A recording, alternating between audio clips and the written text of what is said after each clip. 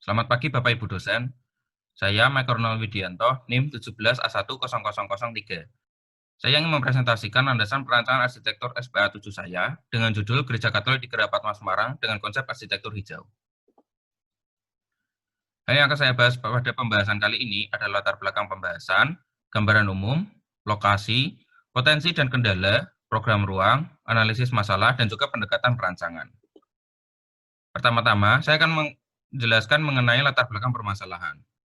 Ya, jadi bangunan keagamaan sering kita jumpai di pusat kota maupun tepi kota. Namun jika kita melihat bangunan keagamaan di tepi kota, kita masih sangat jarang melihat bangunan keagamaan, ditambah lagi dengan kondisi beberapa bangunan keagamaan di tepi kota yang bisa dibilang kurang layak pakai.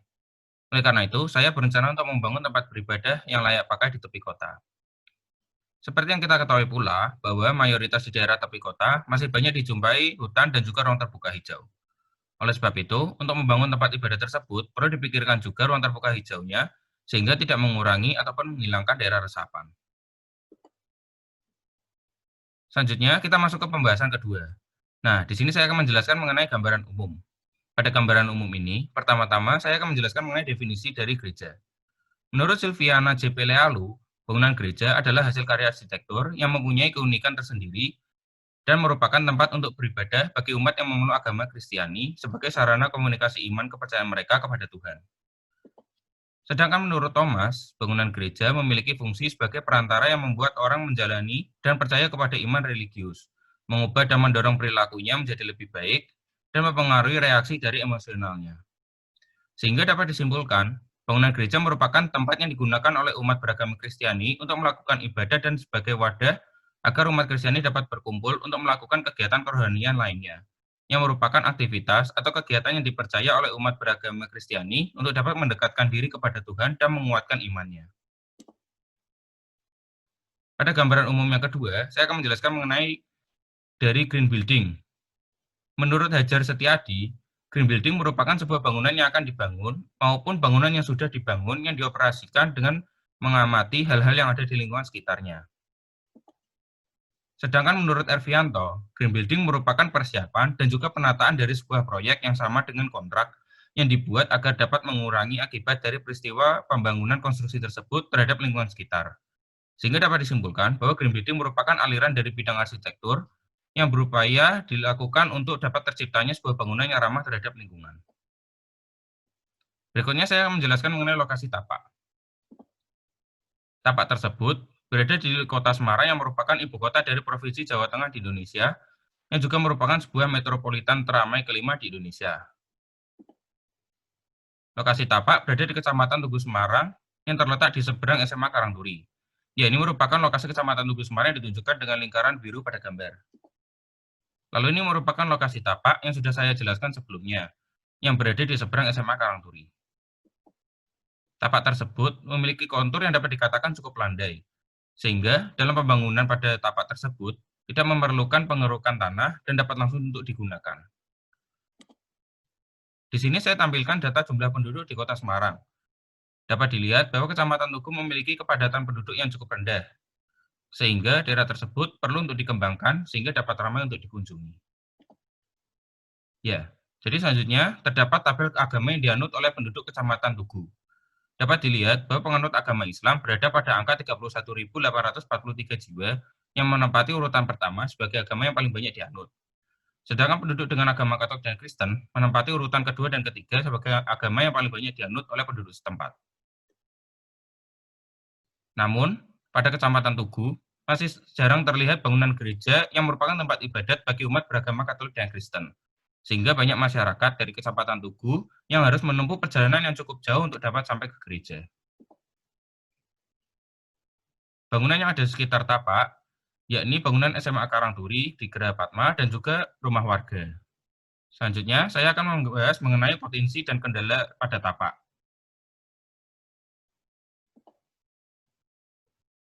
Ya, beberapa potensi dari tapak tersebut, yakni tapak cukup jauh dengan pusat kota, sehingga pada tapak tersebut memiliki suasana yang cukup sepi dan cocok untuk dibangun tempat ibadat. Lalu tumbuh berbagai jenis tanaman. Tapak relatif datar, sehingga mudah dalam penataannya dan juga dapat menekan biaya pengolahan tapak, serta pemilihan pondasi yang lebih murah dan mudah dalam pemasangannya. Yang terakhir, akses jalan juga cukup mudah karena lokasi berada di tempat yang tidak asing oleh masyarakat, serta dapat dilewati oleh roda 2 maupun roda 4. Kendala dari tapak tersebut, yakni tapak berada dekat dengan SMA Karangturi, sehingga pada daerah tersebut akan ramai oleh kendaraan di jam-jam tertentu. Suhu udara pada daerah tersebut juga cukup tinggi karena dekat dengan Laut Jawa, sehingga dalam merancang sebuah bangunan harus dipikirkan juga jumlah bukaan dan juga tanaman rimbun yang dapat digunakan sebagai pengganti pendingin udara. Pada sekitaran tapak masih merupakan lahan kosong yang sewaktu-waktu dapat dibangun sebuah bangunan. Berikutnya saya akan membahas mengenai program ruang. Pada fasilitas utama, terdapat beberapa ruang seperti yang dijelaskan pada tabel. Luas ruang fasilitas utama adalah sekitar 574,6 meter persegi. Lalu pada fasilitas pendukung, luasan totalnya ada sekitar 422,5 meter persegi. Pada fasilitas servis, luas totalnya ada sekitar 833,3 meter persegi. Sehingga luasan total yang dibutuhkan adalah sekitar 1.830,4 meter persegi. Selanjutnya ada kebutuhan ruang luar. Di sini, kebutuhan ruang luar pada bangunan gereja dibutuhkan tempat parkir, Gua Maria, ruang terbuka hijau, serta stasi Jalan Salib. Ya, berikutnya saya akan menjelaskan mengenai analisis masalah. Terdapat 3 analisis masalah yang dapat saya temukan, seperti fungsi bangunan terhadap aktivitas manusia yang mencakup besaran ruang, sirkulasi ruang, kenyamanan ruang, budaya masyarakat, dan juga karakter pengguna khusus. Lalu terdapat fungsi bangunan terhadap lingkungan yang mencakup iklim makro, lingkungan sekitar tapak, dan juga akses. Yang terakhir, fungsi bangunan terhadap tapak yang mencakup kondisi tanah dan juga vegetasi existing. Ya, dari ketiga analisis tersebut, maka dapat disimpulkan 2 pernyataan masalah, yakni bagaimana menciptakan sirkulasi yang nyaman bagi pengguna bangunan gereja, dan juga bagaimana menciptakan bangunan gereja yang ramah terhadap lingkungan dan juga sustainable. Untuk menjawab pertanyaan tersebut, maka saya temukan beberapa teori yang dapat menyelesaikan permasalahan. Yang pertama, untuk menciptakan sirkulasi yang nyaman, maka dapat menggunakan 2 cara penerapan. Ya, yang pertama ada pola sirkulasi. Terdapat beberapa pola sirkulasi, yaitu direct, curve linear, erratic, interrupted, looping, distraction, obscure, dan diverging. Yang kedua, ada elemen sirkulasi. Beberapa elemen pendukung dari sirkulasi, yakni pendekatan, jalur masuk, konfigurasi dari jalan, hubungan antar ruang, dan bentuk ruang sirkulasi. Ya, selanjutnya, untuk menciptakan bangunan yang sustainable, maka kita perlu mengetahui juga apa itu arti sustainable. Menurut Brundtland, pembangunan berkelanjutan merupakan pembangunan yang dilakukan pada masa sekarang dan dapat memenuhi kebutuhan tanpa harus menghabiskan kebutuhan generasi yang mendatang. Brundtland juga mengatakan 2 tujuan utama dari arsitektur sustainable, yakni bangunan sustainable haruslah metaforis dengan mengurangi pengaruh kerusakan lingkungan akibat dari konstruksi, pemakaian, dan juga perawatan. Lalu yang kedua, bangunan sustainable wajib menyebarkan pengaruh yang positif bagi lingkungan di sekitar mereka. Berikutnya ada strategi yang dapat diterapkan pada arsitektur sustainable agar dapat terwujud. Yang pertama, penerangan alami. Yang kedua, kualitas udara dalam ruang. Yang ketiga, menggunakan ventilasi alami. Yang keempat, efisiensi energi. Yang kelima, meminimasi sampah. Lalu yang keenam, konservasi air. Yang ketujuh, manajemen sampah padat. Yang ke-8, renewable energy. Yang kelima, landscape alami. Dan yang ke-10, preservasi lahan. Ya, pada pembahasan yang terakhir, saya akan menjelaskan mengenai pendekatan perancangan. Yang pertama, pendekatan perancangan tata ruang bangunan.